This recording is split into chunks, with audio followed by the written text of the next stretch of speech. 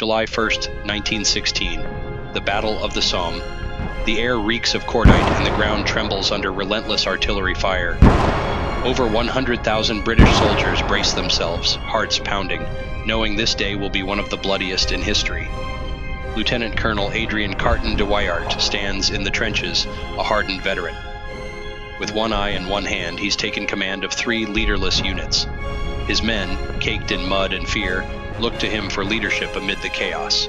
Explosions rock the earth around them. De Wiart moves through the trenches, rallying his men with a steely resolve. He grabs grenades, pulls the pins with his teeth, and hurls them over the top, each explosion a step forward in the deadly advance. The order is given. De Wiart leads the charge over the top and into no man's land. Cape of barbed wire, craters, and mangled bodies.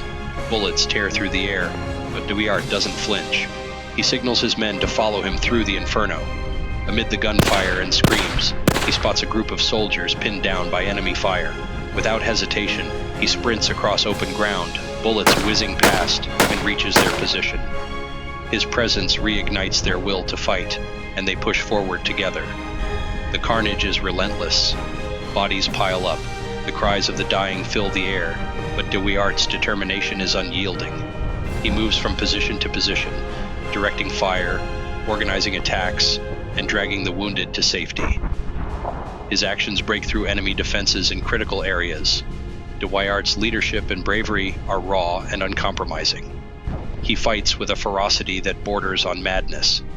He's wounded again, but refuses to leave the front lines, bleeding and bandaged, continuing to lead until the objective is secured. The situation grows increasingly desperate, but de Wiart will soon earn his nickname, the Unkillable Soldier.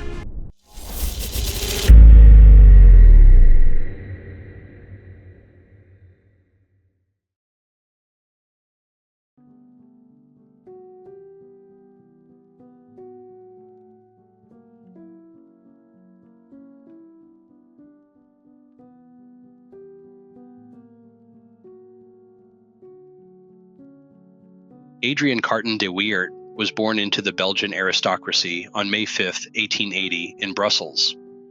His early years were spent surrounded by the opulence and rigid expectations of a noble family. The son of a prominent lawyer, Adrian was groomed for a life of sophistication and duty, marked by a classic education and the customs of high society. But beneath the veneer of privilege, young Adrian was a restless spirit. He chafed against the constraints of his aristocratic upbringing, craving a life far removed from the gilded cages of nobility. Tales of chivalry, heroism, and military valor ignited his imagination, and the concept of honor on the battlefield became an obsession. His family sent him to Balliol College at Oxford University to steer him towards a respectable path. There, Adrian was expected to mold himself into a future leader among politicians, lawyers, and businessmen. However, the structured and sedentary life at Oxford felt like a prison to him. He found the academic routine stifling and monotonous, feeling increasingly out of place among his peers who were content with their conventional futures. Adrian's hunger for adventure and real purpose grew with each passing day.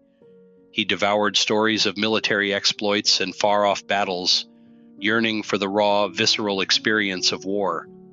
The call to arms became irresistible, a siren song that promised an escape from the mundane and a chance to prove himself in the crucible of conflict.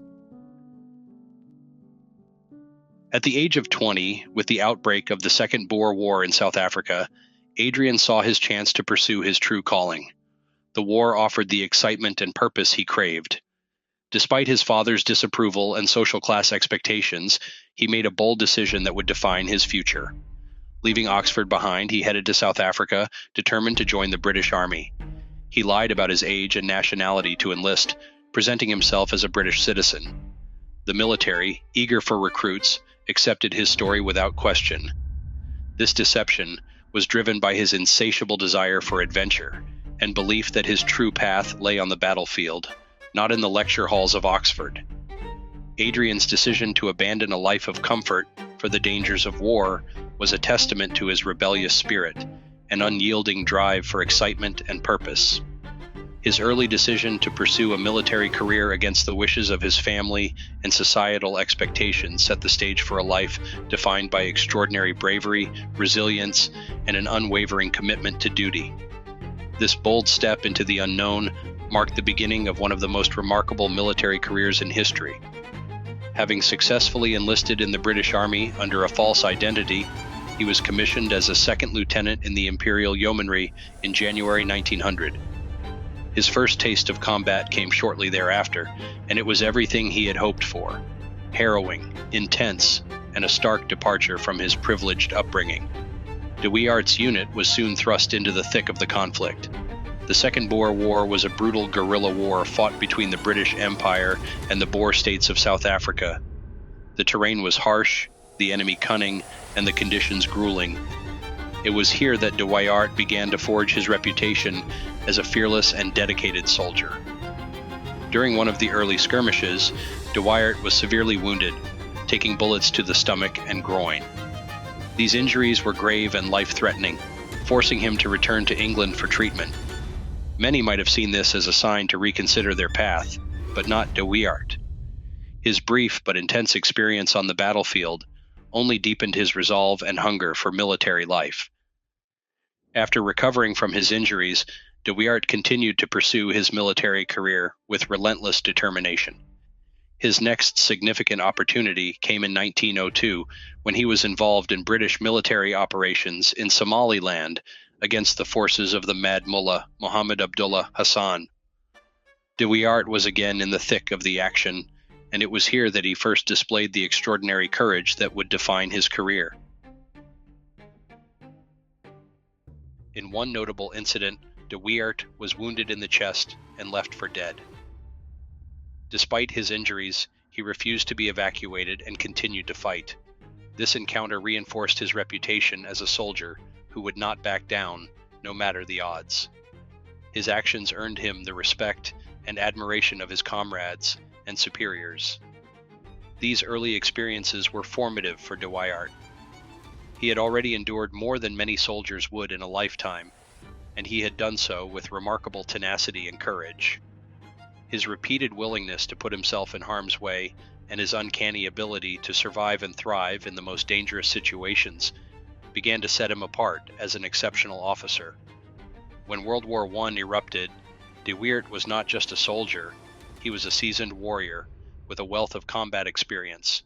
His early military career had been a series of intense and often life-threatening encounters, each one further cementing his reputation as a fearless and unyielding warrior. These experiences served as a crucible, preparing him for the brutal challenges that lay ahead as he continued to serve with distinction in some of the most grueling battles of the 20th century. The Battle of the Somme began on July 1, 1916, and would end on November 18th of the same year. In those 141 days, nearly 1.3 million men were killed or wounded, marking it as one of the bloodiest battles in history. Planning for this colossal offensive began in January 1916, when French commander Joseph Joffre and Sir Douglas Haig, commander of the British troops in France, decided to launch the first large Franco-British offensive.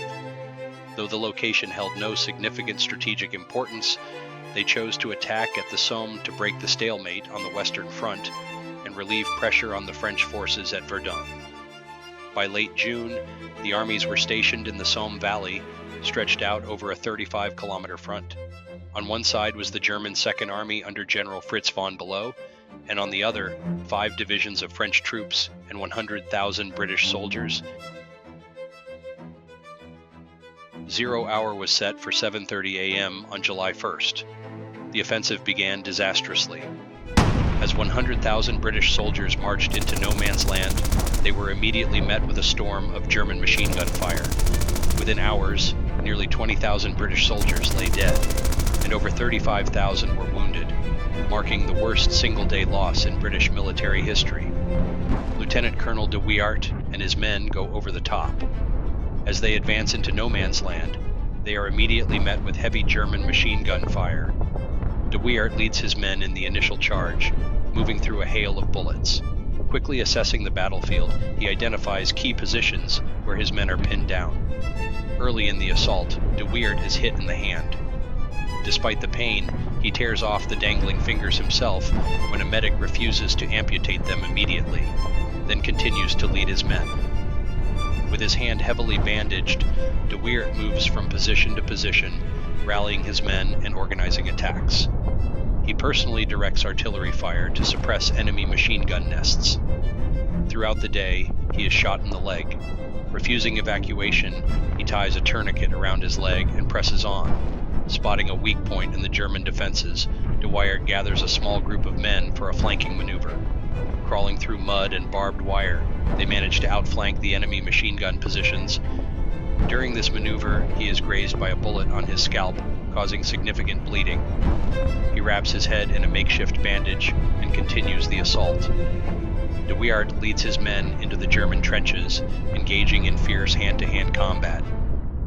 Using his pistol and grenades, he fights alongside his men, clearing the trenches. In the melee, de Wiart is struck by shrapnel in his shoulder. Ignoring the injury, he focuses on maintaining the momentum of their assault. With the German defenses in disarray, de Wiart capitalizes on the opportunity to advance. He orders his men to press forward, capturing key positions and securing a critical breakthrough. As they push forward, de Wiart is shot in the ankle. He improvises a splint and continues to direct his men from the front. As night falls, de Wiart supervises the reorganization of the lines, ensuring his men are properly positioned and supplied for the continued offensive. He personally scouts the enemy positions under the cover of darkness to plan the next day's assault.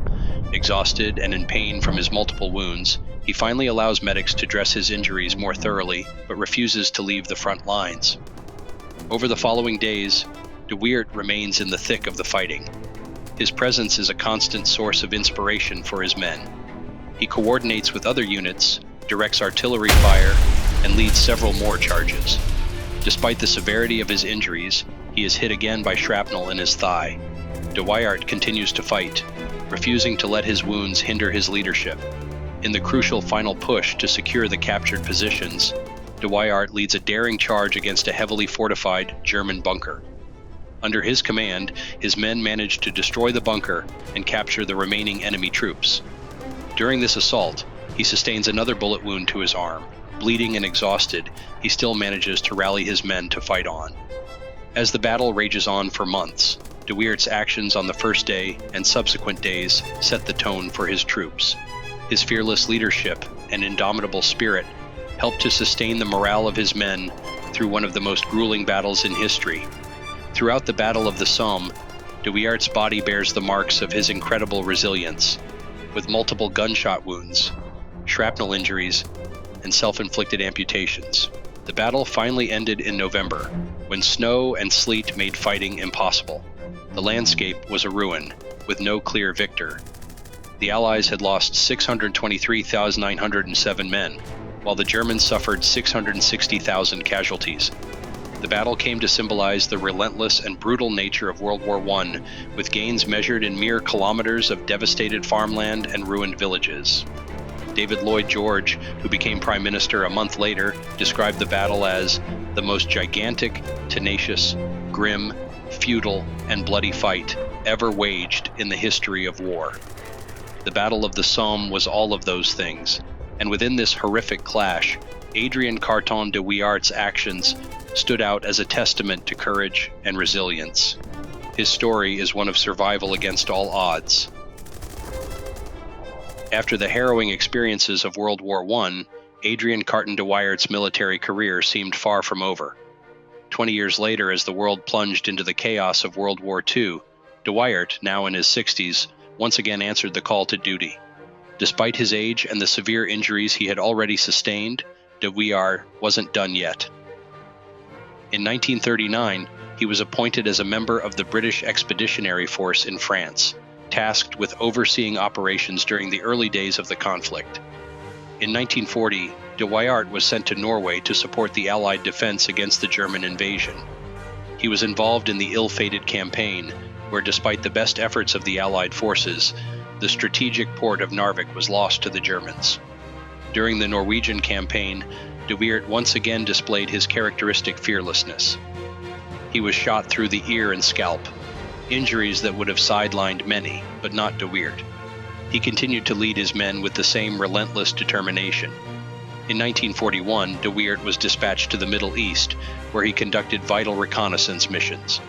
However, his journey took an unexpected turn when the aircraft he was traveling in crashed off the coast of Libya. Miraculously surviving the crash, de Wiart swam ashore, only to be captured by Italian forces. Despite being a prisoner of war, de Wiart was undeterred. He made several daring escape attempts from the Italian prison camps, each time coming tantalizingly close to freedom. De Wiart's most notable escape attempt involved him disguising himself as an Italian peasant, only to be recaptured a few days later. His efforts earned him the respect and admiration of both his fellow prisoners and even some of his captors. In 1943, following the Italian armistice, de Wiart was released from captivity and returned to England, where he would be appointed as Winston Churchill's personal representative to China. In China, de Wiart navigated the complex political landscape, working closely with Chinese military leaders and advising on Allied strategies. His experience and diplomatic skills were invaluable in strengthening the alliance against Japan. Adrian Carton de Wiart's involvement in World War II was a testament to his extraordinary courage and resilience. From the battlefields of Europe to the deserts of North Africa and the political arenas of China, his contributions were both wide-ranging and impactful. His actions earned him the Victoria Cross and the enduring respect of soldiers and military historians even over 100 years later. His life and military career continued to be marked by incredible feats of bravery and resilience, serving in both world wars and defying death time and again. His story was later immortalized in his memoir, Happy Odyssey. The memoir, which inspired a film adaptation, offers a candid and often humorous account of his adventures. As de Wiart himself once said, "Frankly, I enjoyed the war.